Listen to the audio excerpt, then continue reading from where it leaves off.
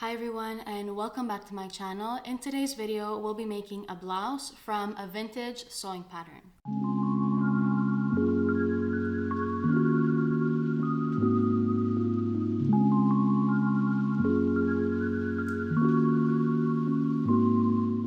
I've been seeing these dreamy, flowy puff sleeve blouses all over social media lately. I've been pinning them all over my Pinterest since last summer, and I thought it was about time that I added one to my wardrobe as well. I've been collecting vintage sewing patterns ever since I started to sew, and so I came across this one in my collection, which is very reminiscent to the types of tops we would like to recreate. I picked this one up because it does look a lot like a Laura Ashley dress or a Laura Ashley pattern in general. It is the Simplicity 9783 and it is a pattern for a night dress and a PJ set, but I thought the style of it was just so pretty. So I think with a little bit of pattern hacking, we'll be able to recreate these blouses we've been seeing everywhere lately. So let's get into the sewing.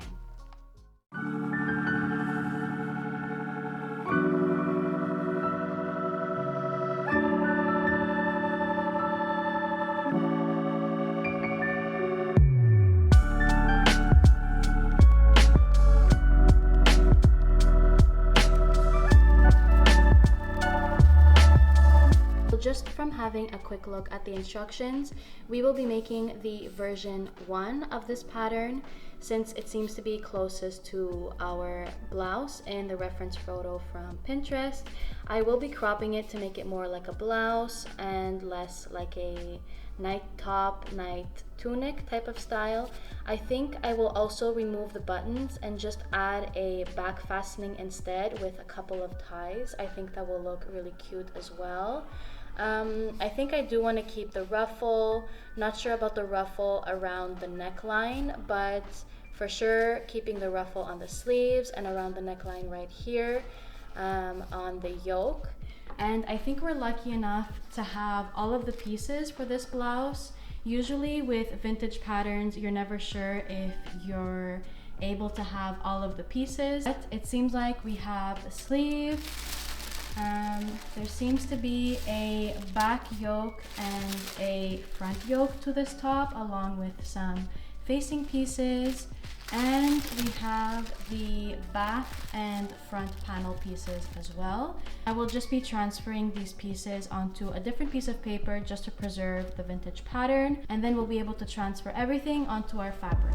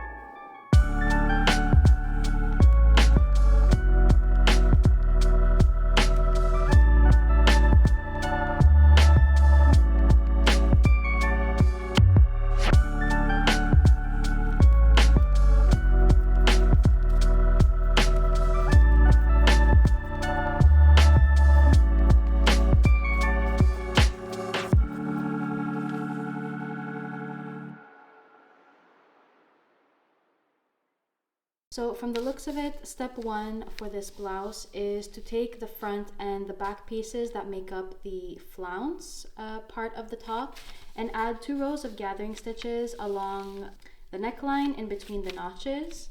So let's go ahead and do that first.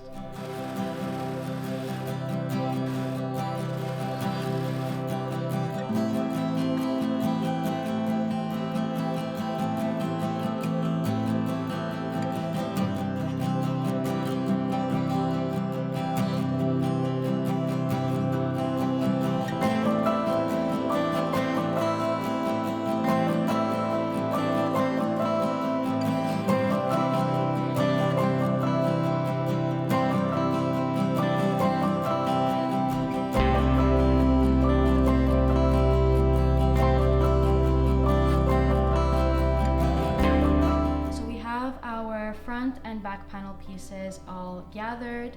And it seems like next on the instructions, we're already going on to the sleeves.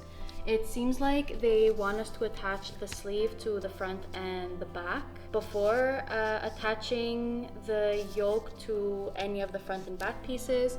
So I'm just gonna follow the instructions this time. So I will be opting out of the lace trim on the cuff of the sleeve. I'm just going to ruche it at the top like it suggests right here and add an elastic at the bottom. Also, instead of using trim all along the neckline and the yoke, I was thinking of just cutting up this solid trim right here that was already on the fabric. So I think I'm just gonna cut this up and make it into a ruffle to add that onto the top. I think it would be a good idea to make use of what we already have and just make this into a ruffle instead of using the lace.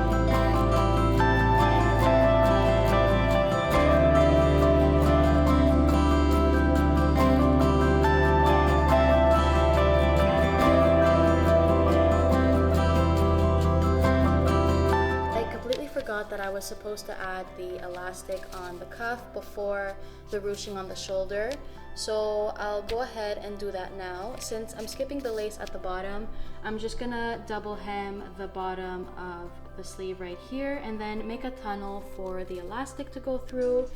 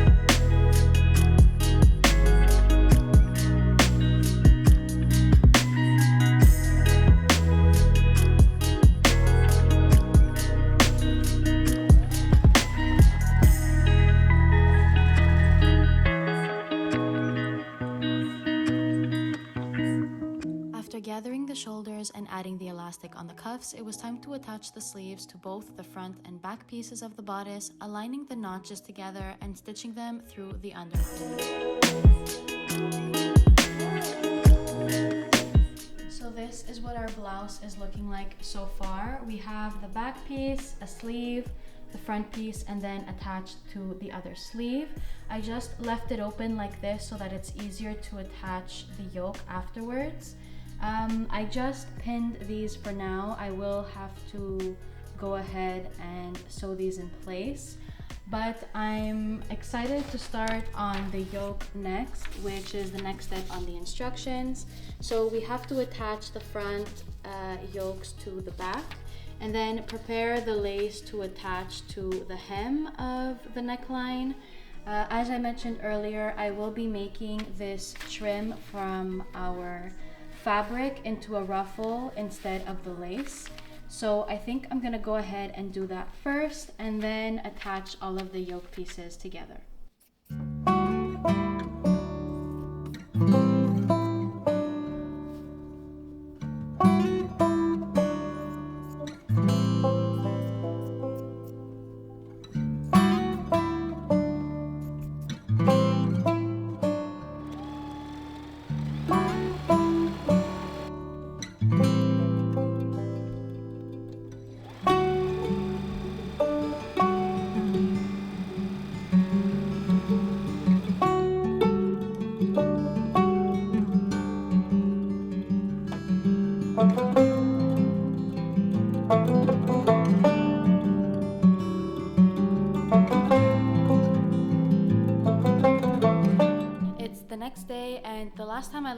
I think we were creating these ruffle straps for around the front and back yoke pieces. So we just need to attach all of that together so we can add our ruffles on. Also, I decided I was going to opt out of adding in the facing that came with the pattern, and instead I'm just going to create a lining with the front and back yoke pieces instead. I think it'll make the inside of the blouse a lot cleaner, and especially since we'll be adding in that keyhole feature in the back as a fastening, it'll look a lot better. The fabric is also a little delicate and thin, so doubling up on those parts of the blouse where we need it to be a bit more structured, the lining will definitely help in keeping the structure as well.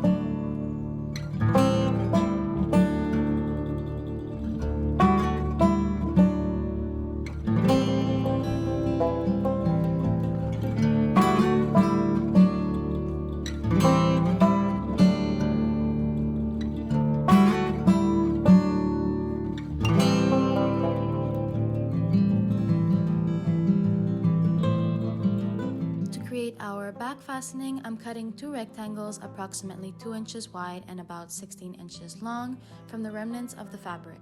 Next, press both ends of the hem towards the center with an iron and then again in half to create our 2 tie straps. And secure with a straight stitch.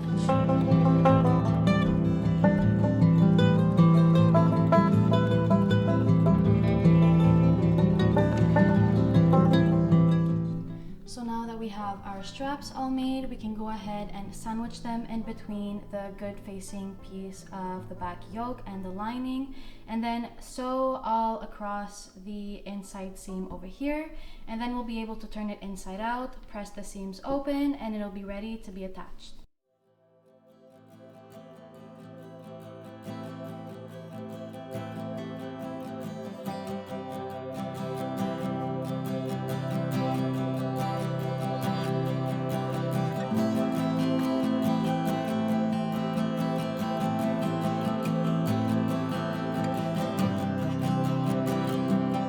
I've just overlocked the edges of the front and the lining piece, and I'm just going to attach these 2 pieces together by the neckline right here, and then we can attach the front to the back by the shoulder hems right here. So it seems like we're at the end of putting the whole blouse together. We just completed all of these steps right here for the yoke, but instead of the buttons we added the ties, so that part is all done. Now we need to add the ruffle on the hem of the yoke and then attach the rest of the bodice together, and our blouse will be all done.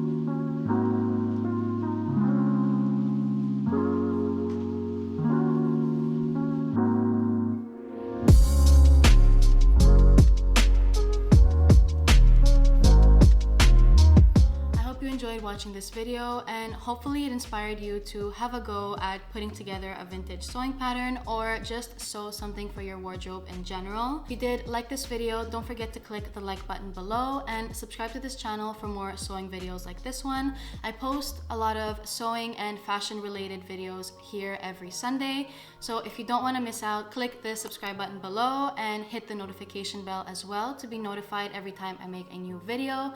Thank you so much for watching, and I'll see you in the next one.